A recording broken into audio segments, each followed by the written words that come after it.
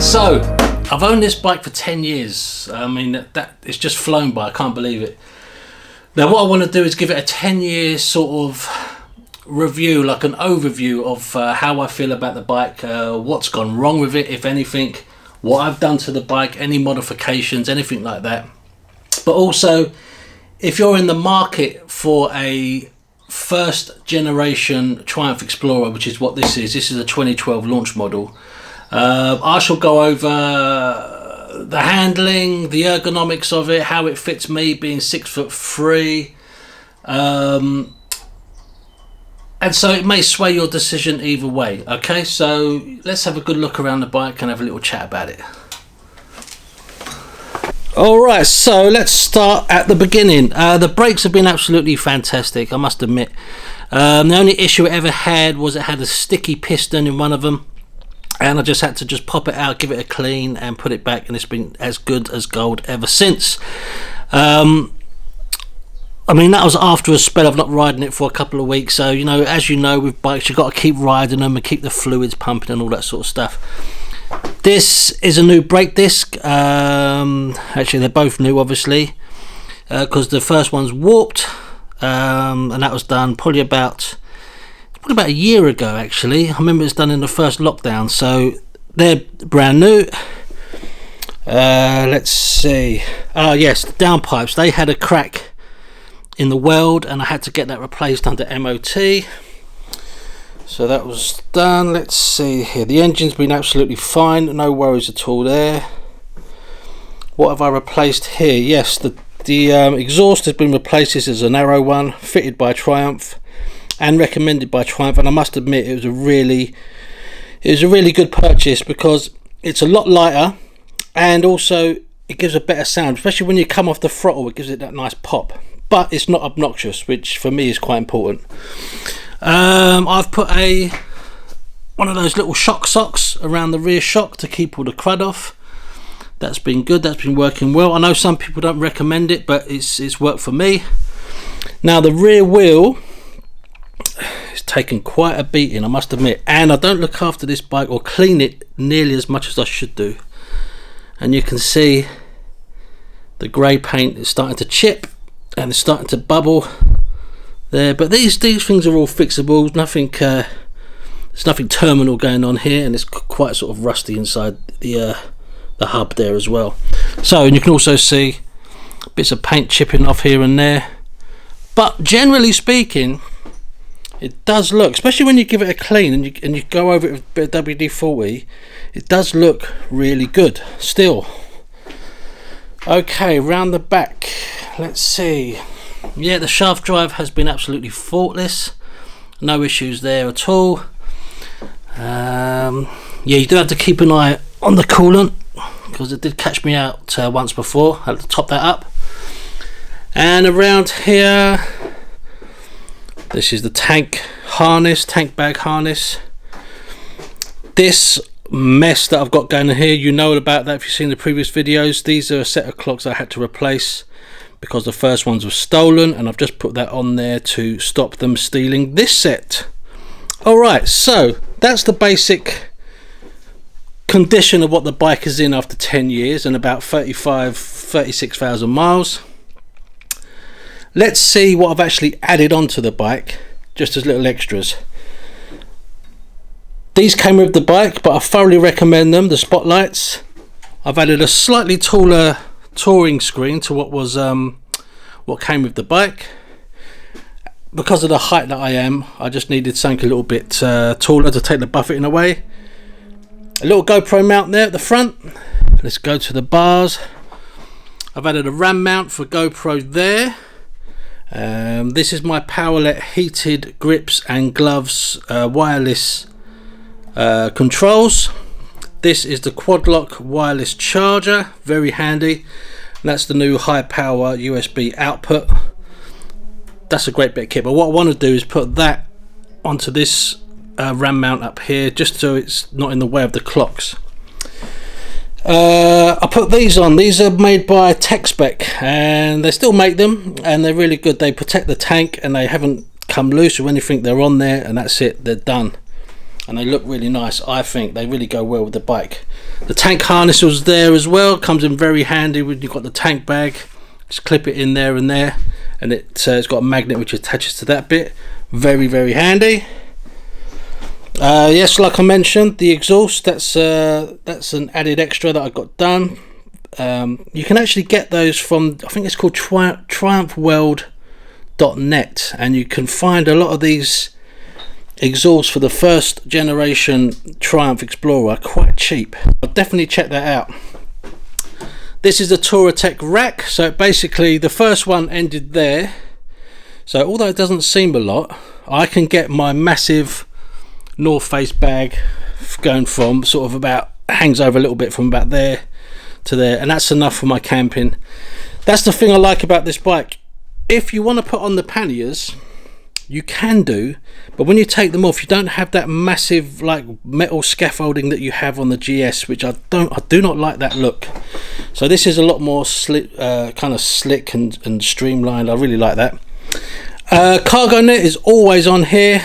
It's just easy, you can just whack a load of stuff under there and you're off.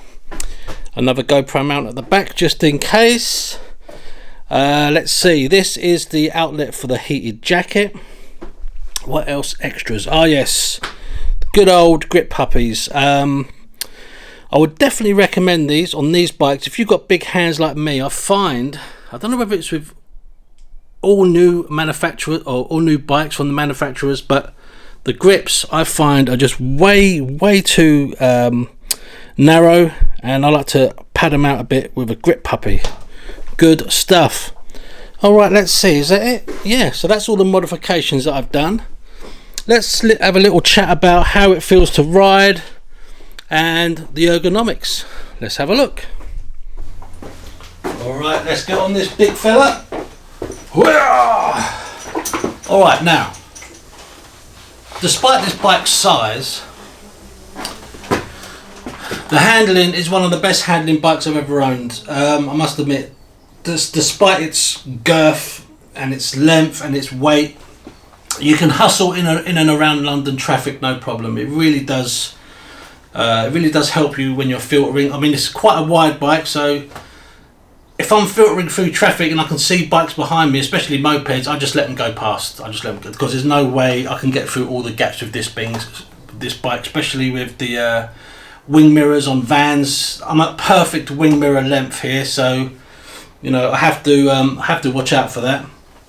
But in terms of its ergonomics, I mean, you can see here it's a lovely neutral position.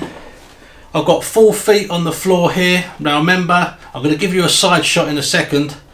I'm 6'3" and I've got a 34-inch inside leg. So bear that in mind if you're looking for this bike and you want to, you have similar dimensions to me. So yeah, neutral, relaxed. The hands just sit on the bars. It's nice. There's easy reach to the levers, which are of course adjustable. The mirrors are great.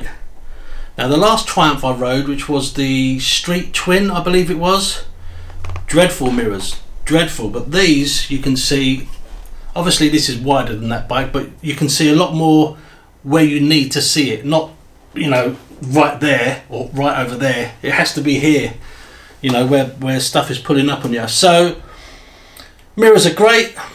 Not the most stylish looking things in the world, but I don't really care on this sort of bike. It just looks good, kind of utilitarian.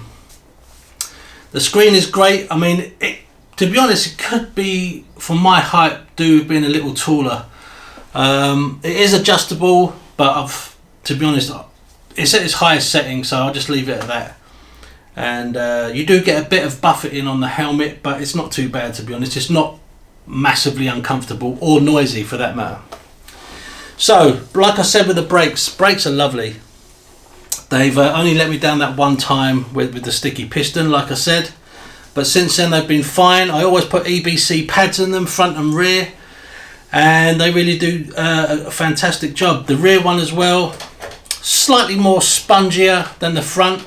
But, you know, still usable obviously. Yeah, fantastic. So, the seat as well. This is the Triumph comfort seat. This came with the bike, and I'm not sure how bad the other seat, the original seat, would have been in order for you to want to buy a comfort seat. But this one is yeah, absolutely fantastic. Nice and wide. It supports your back a little bit with the pillion seat as well, which is nice. And yeah, and the good thing with these crash bars, you can, if you're feeling a little bit cheeky and it's a long straight road and there's nothing around you, you can flip it into cruise control, which works brilliantly by the way, and just put your legs up on the bars there and just take it easy. Just take it easy. It's fantastic for that. If you've never had cruise control on a bike before, you've got to give it a try. It's amazing, especially obviously for motorway long distance stuff when you're doing a constant 50, 60 or 70.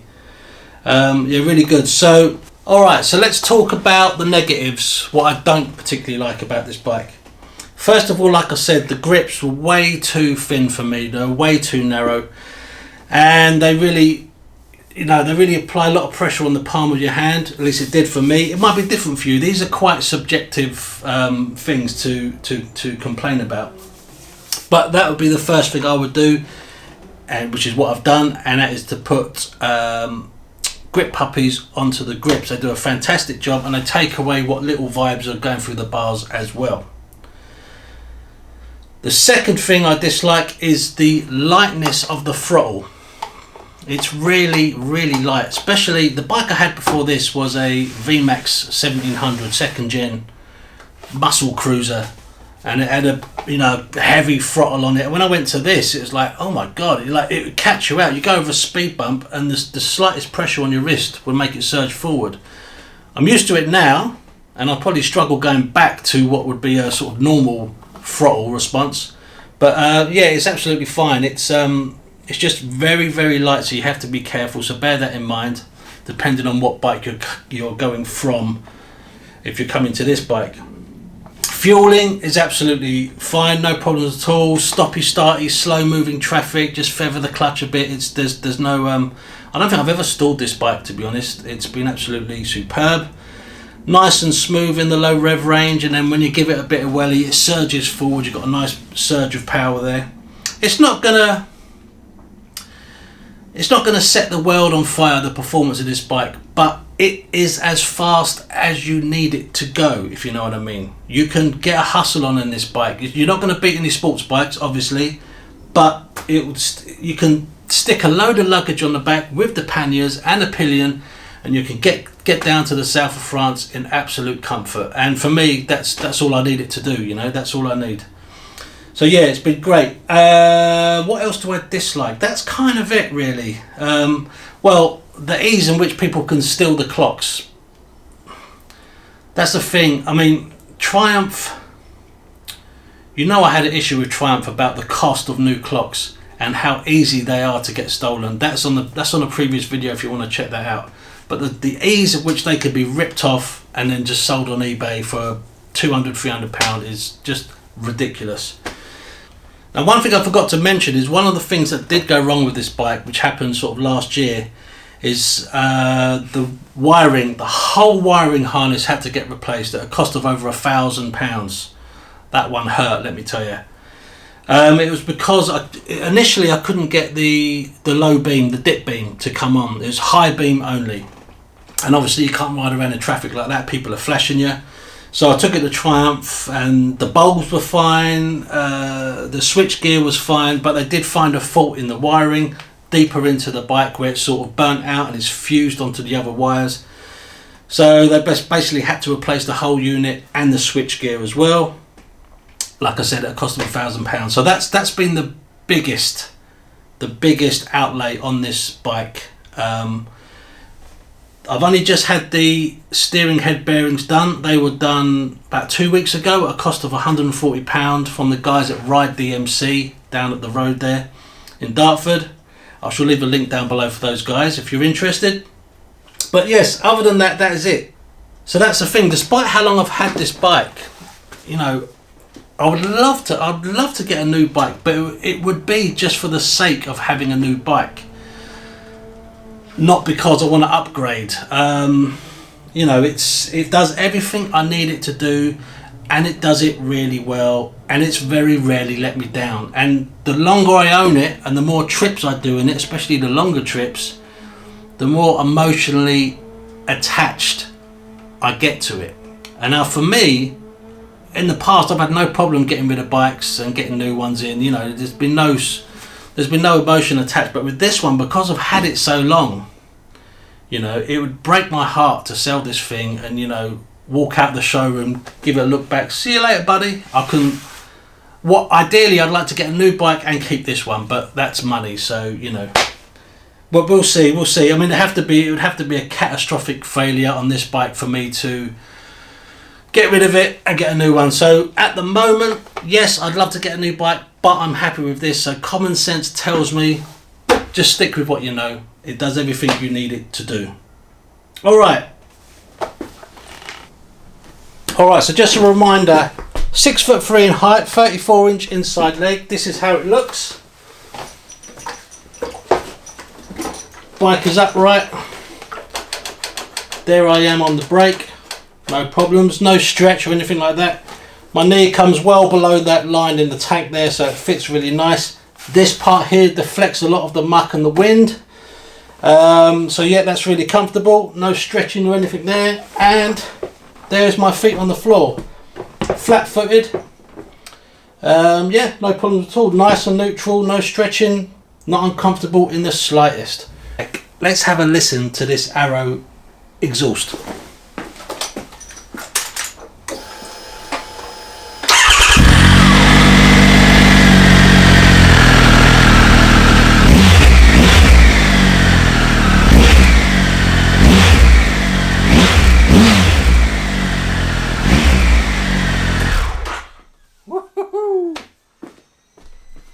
Now, if you're wondering what the storage is like underneath these seats, let me show you. I think you'll be pleasantly surprised. So, I have a full puncture repair kit there. That includes the compressor as well. So all you need to do is plug that into your plug at the top there, your power point, and you can plug your tyre, inflate it, and you're good to go. That is an absolute godsend. I've got the full Triumph toolkit here that came with the bike, with a few added extras. I've got like a multi-tool in there as well. And underneath this one, I've also managed to fit a bag. Let's put this down here. And in there I've got some other few little tools and little bits and bobs. So whatever you want to put in there, you can. So there you go. That is a ton of storage space in my opinion. And it all fits in there pretty snug. One thing you don't hear mentioned very often is this seat on this bike is actually height adjustable. You can adjust it at the front at 2 points there, and you can also adjust it the height at 2 points there as well. It's just a case of pulling this bar out and just attaching it to the notch underneath. Now I have this on the highest setting, so despite that my feet are still flat on the ground. So if you're a little bit short of leg than I am, maybe, you know, 5'10", 5'11", 6 foot, you could lower it. So there you go. So whenever we do a bike trip, me and my friend, that's my mate there, he's got the VFR. Actually, I want to get him in here and chat about that bike of his, because I do love it. So yeah, there we are up on well, that's me on top of the that road up in Norway. I forget the name of it. Up in the Arctic Circle there, some beautiful roads. So this bike has definitely lived up to its name, you know, the Explorer. It's been some places, and it's been great. It's never let me down whilst I've been on these trips, you know. Nothing, no punctures. It's been really, really good. Some beautiful places there. There we are in the cabins up in Sweden. Yeah, it's all good stuff. So we had one done of the Arctic. That's the Arctic Circle sign there as you pass it, and there's the old Triumph there. So yeah, there'll be another one done of the USA trip. Yeah, California, Route 1 there. Death Valley, Area 51, all that kind of stuff. Yeah, it's yeah, this crazy guy we met going through Arizona. But anyway, yeah, it's lived up It's lived up to its name, and I cannot complain about that. Alright, so there you go, guys. So hopefully that information will sway you either way. If you're in the market for a second hand or third hand Triumph 1200 Explorer, and you've got, I don't know, these will probably be on the market now for, I reckon, about 5k, 5 and a bit k, depending on what you're going to get with it. If you've got that sort of money burning a hole in your pocket and you want to cross a continent with ease, you can do much worse than getting a second-hand 2012 Triumph Explorer. Now, the truth of the matter is, the new KTMs, the Super Adventures, the Multistradas from Ducati, they will absolutely wipe the floor with this bike. They will destroy it in terms of outright speed and power and the tech that they come with. Now, is that a problem? No, not at all. Certainly not for me. I've never been wanting for more power on this bike. I've never been riding along thinking, oh God, I wish there was a bit more.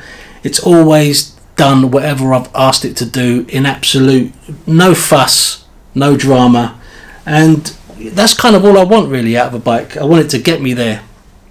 And yeah, so go and grab one, do a test ride on it, and I don't think you'll be disappointed. If you just kind of, if the whole tech thing bothers you, like the rider modes and all that kind of stuff, then yeah, maybe, you know, get the later, the second gen edition of this one. But yeah, all in all, I'm very pleased with it. I'm very pleased I made the decision to get this originally, and I think I'll probably have it for another 10 years, hopefully. We will see. Alright guys, that is it. Thank you very much for watching, and I'll see you all again soon. Take it easy, guys. See you later on.